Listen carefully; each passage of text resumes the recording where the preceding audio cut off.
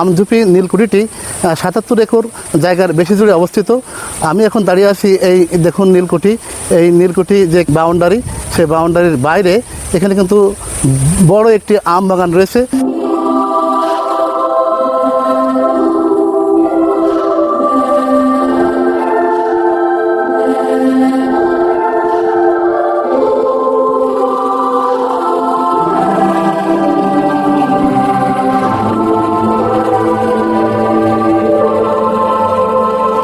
মেহেরপুর জেলার আমঝুপি নীলকুঠি থেকে আমি নয়ন খন্দকার আপনাদেরকে শুভেচ্ছা জানাচ্ছি। দর্শক বন্ধুরা, এই কুঠিতেই বাংলার শেষ স্বাধীন নবাব সিরাজউদ্দৌলাকে অপসারণের জন্য রবার্ট ক্লাইভ এবং মীর জাফর ষড়যন্ত্র করেছিল বলে জনশ্রুতি রয়েছে। পুরো নীলকুঠি কমপ্লেক্সটি ৭৭ একর জায়গার বেশি জুড়ে অবস্থিত। আজ আমি নিজে এই কুঠিটি দেখব এবং আপনাদেরকেও দেখাবো। পুরো ভিডিওটা দেখতে প্রথম থেকে শেষ পর্যন্ত আপনারা আমাদের সাথেই থাকুন। ব্রিটিশদের অত্যাচার নির্যাতনের সাক্ষী হয়ে দাঁড়িয়ে আছে নীলকুঠি। দেশের বিভিন্ন স্থানে এসব নীলকুঠি মনে করিয়ে দেয় বাঙালির উপর নীল চাষে বাধ্য করা নানা ঘটনা আর নির্যাতনের কথা। দর্শক, আজ যাচ্ছি মেহেরপুর জেলার আমঝুপি নীলকুঠি দেখতে, যেখানে বাংলার শেষ স্বাধীন নবাব সিরাজউদ্দৌলাকে অপসারণের জন্য ষড়যন্ত্র করা হয়েছিল বলে জনশ্রুতি রয়েছে। আমঝুপি নীলকুঠিটি মেহেরপুর জেলা থেকে ৬ কিলোমিটার পূর্বে আমঝুপি নামক গ্রামে অবস্থিত। এর পেছনে রয়েছে কাজলা নদী।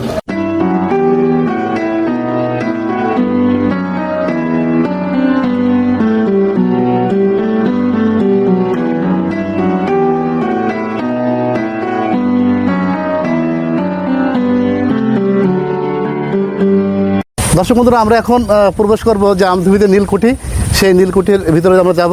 এই জন্য আমাদেরকে টিকিট কাটতে হবে। এখানে দেখতে পাচ্ছেন এখানে টিকিট কাউন্টার, এবং জনপ্রতি এখানে টিকিট 10 টাকা করে। আমরা টিকিট নিলাম 2টা, আমরা ভিতরে প্রবেশ করব। আর আপনাদেরকে একটু দেখায়, দেখুন যে এখানে দেশি যে দর্শনার্থী আছে তাদের জন্য 10 টাকা, মাধ্যমিক স্তর হচ্ছে 5 টাকা, আর সারভুক্ত হচ্ছে 50 টাকা, আর বিদেশিদের জন্য 100 টাকা। আমরা এখন যাই নীলকুঠির ভিতরে।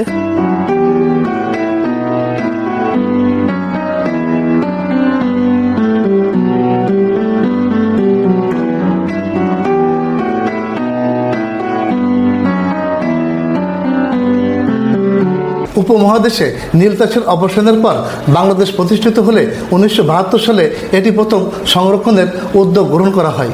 এই প্রত্নতাত্ত্বিক নিদর্শনটি তৈরির শুরুর দিকে নীলকুঠি হিসেবে ব্যবহার করলেও ক্রমেই এটি ইস্ট ইন্ডিয়া কোম্পানির অফিস হিসেবে ব্যবহৃত হতে থাকে। ইতিহাসবিদদের মতে এই কুঠিটি খুব সম্ভবত 1800 দশকে প্রতিষ্ঠিত হয়েছিল।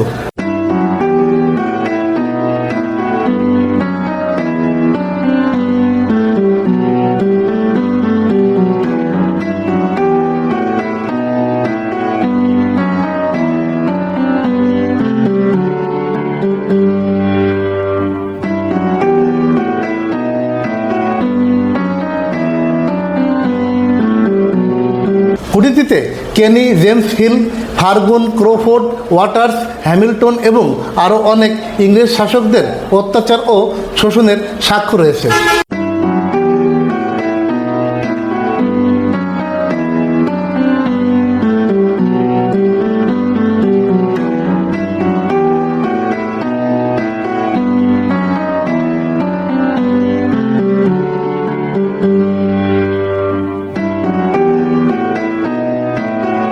আমঝুপি নীলকুঠিটির 2টি প্রবেশপথ রয়েছে।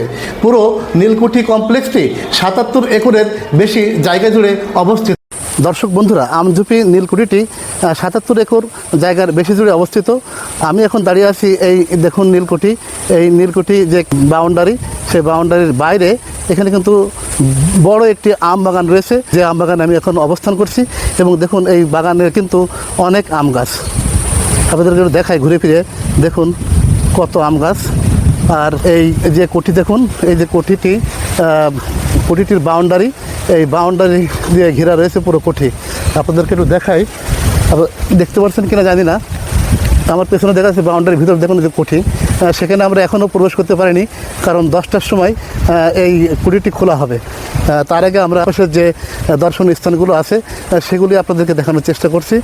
কুঠির পেছনে রয়েছে কিন্তু কাজলা নদী।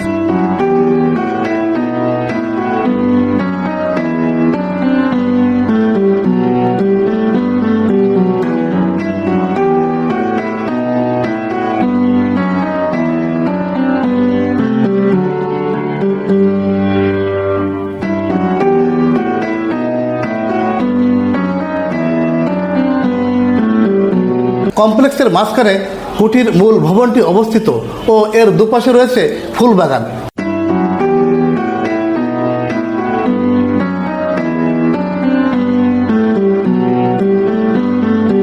মাঝখানের প্রধান ভবনটির ভিতরে রয়েছে 15টি কক্ষ।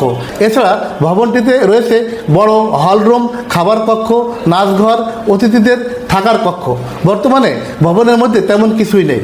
এখানে ভিডিও ধারণ নিষিদ্ধ বলে আপনাদের তা দেখাতে পারলাম না।